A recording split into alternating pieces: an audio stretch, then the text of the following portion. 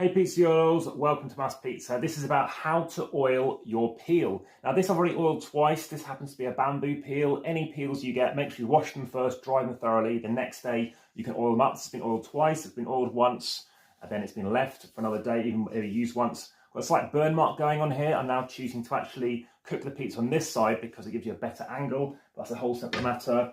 This one though, we're going to do a live oiling. So this happens to be an acacia peel, which needs a lot more oil. So what oil do I use? Well, there's various ones out here. This is just standard butcher's block cutting oil. So there's various ones available. This is not cheap stuff. And what you tend to do is you tend to use something like an old stock. And I use that just to put it on. And then you've already washed and dried it. So it's been drying overnight. Open it up, you drop a little bit of oil on. So we're going to see a bit here. Hopefully you can see a bit of that oil dropping on there. And then what you're going to do is just grab a tiny corner, which tend to be the same corners every time, and rub along the grain. Okay, and you keep doing it until you've covered the entire board. You can give it a feel first just to check it is oiled in. And like that bamboo one, you're going to feel it feels nice and shiny. Now, the advantage is it lasts longer. You're getting a better slide of your pizza being launched as well. And will help to protect the wood as well. This means the wood will last longer. It means it won't warp.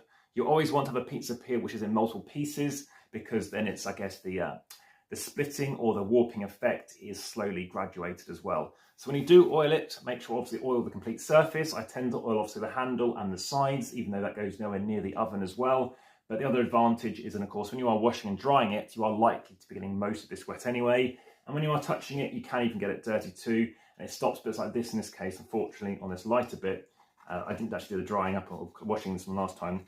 Could get dirty too. So there we go. This is how to oil it. So again, give it a thorough oil. This comes with a nice leather strap so I can hang it up somewhere and let it dry without touching anything else, which is highly advantageous. So do check out, try and find things like the bamboo peel, has a hole, and ideally actually lets you hang it. This is a thick board. This is not actually a specific peel for pizzas. As you can see, it is very thick, but for me, it does the job. The downside with thick pizza peels is you'll find that it is harder to get a good angle in as well, but it also gives it some good rigidity. It's not too heavy actually, and like I said, it does actually do a great job of launching. I do think it's slightly easier than the bamboo one. Unfortunately, it isn't very wide, so when I make my bases up, when I make those small pizza bases, I tend to find whatever the smallest one is going to go on here, and anything bigger goes on the next bigger ones as well, including the metal peel finally. So of course, metal ones you don't need to obviously oil because it's going to slide off. The downside with metal, it can actually bring up some heat and therefore adds more stickiness too. But so far I've been okay, thankfully, I'm going to say touch wood, with using the metal peel too. The downside with if you're prepping them on your metal peel, you want to make sure that launches first. Otherwise, if you launch in this one, you've got no way to retrieve your pizza. Thanks for watching. Of course, speak to you again.